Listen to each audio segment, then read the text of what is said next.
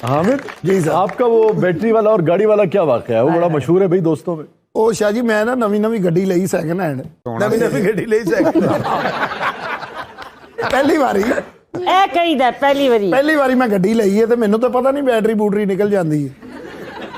ਉਹ ਜਿਹੜੇ ਬੰਦੇ ਨੇ ਮੈਨੂੰ ਸਿਖਾਈ ਗੱਡੀ ਉਹਨੇ ਕਿਹਾ ਬਾਹਰ ਖਿਲਾਰੀ ਨਾ ਗੱਡੀ ਬੈਟਰੀ ਨਿਕਲ ਜਾਂਦੀ। ਮੈਂ ਕਿਹਾ ਕੁਛ ਨਹੀਂ ਹੁੰਦਾ, ਮੇਰਾ ਆਪਣਾ ਮਹੱਲਾ ਗੋਆਲ ਮੰਡੀ, ਮਸਲਾ ਹੀ ਕੋਈ ਨਹੀਂ। ਮੈਂ ਸ਼ਾਹ ਜੀ ਸਵੇਰੇ ਉੱਠਿਆ ਤੇ ਉਹਦੀਆਂ ਆਂਦਰਾਂ ਬਾਹਰ ਨਿਕਲ ਮੈਂ ਹੁਣ ਸਲਮ ਮਾਰ ਰਿਹਾ, ਮੈਨੂੰ ਤੇ ਪਤਾ ਹੀ ਨਹੀਂ ਬੈਟਰੀ ਵਿੱਚ ਬੈਟਰੀ ਕੱਢ ਕੇ ਲੈ ਗਏ। ਹਾਂਜੀ, ਉਹ ਦੁਕਾਨਦਾਰ ਮੈਨੂੰ ਕਹਿੰਦੇ ਕੀ ਹੋਇਆ? ਮੈਂ ਕਿਹਾ ਸਲਫ ਨਹੀਂ ਚੁੱਕ ਰਹੀ। ਉਹ ਯਾਰ ਇੱਧਰ ਆਓ, 3-4 ਮੁੰਡੇ ਉਹਨਾਂ ਨੇ ਸ਼ਾਗਿਰਦ ਬੁਲਾਏ ਨੇ, ਉਹਨੂੰ ਵਿਚਾਰੇ ਧੱਕਾ ਲਾ ਰਹੇ ਨੇ। ਠੀਕ ਹੈ, ਦੂਸਰੇ ਚ ਛੱਡ, ਮੈਂ ਛੱਡ ਰਿਹਾ ਕੀ ਫਿਰ ਬੰਦ ਹੰਬ ਗਿਆ। ਕਹਿੰਦੇ ਮਸਲਾ ਕੀ ਹੈ? ਮੈਂ ਕਿਹਾ ਯਾਰ ਕੋਈ ਬੈਟਰੀ ਕੱਢ ਕੇ ਲੈ ਗਿਆ।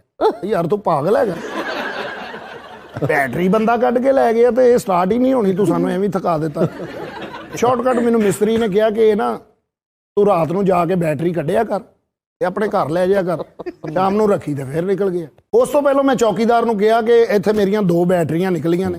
ਉਹਨੇ ਕਿਹਾ ਖਬੀਸ ਕਾ ਬੱਚਾ ਜ਼ਰੂਰ ਪਕੜेंगे ਉਸੇ ਜੋ ਵੀ ਹੋਗਾ। ਉਹ ਛੁੱਟੀ ਤੇ ਚਲਾ ਗਿਆ। ਉਹਨੇ ਆਪਣੇ ਭਤੀਜੇ ਨੂੰ ਕਿਹਾ ਇੱਥੇ ਬੈਟਰੀਆਂ ਨਿਕਲਦੀਆਂ। ਮੈਂ ਸੋਹਣੇ ਤਰੀਕੇ ਨਾਲ ਘਰ ਆਇਆ, ਰਾਤ ਦੇ 3 ਵਜੇ ਨੇ।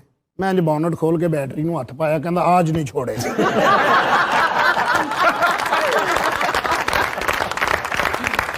मैं गया किसको नहीं छोड़ेगा? कहता तुम चोर है, जहन्नम में जाएगा कीड़े परे। और मैं क्या मेरी अपनी गड्डी, तेरा मुंह ही गड्डी वाला।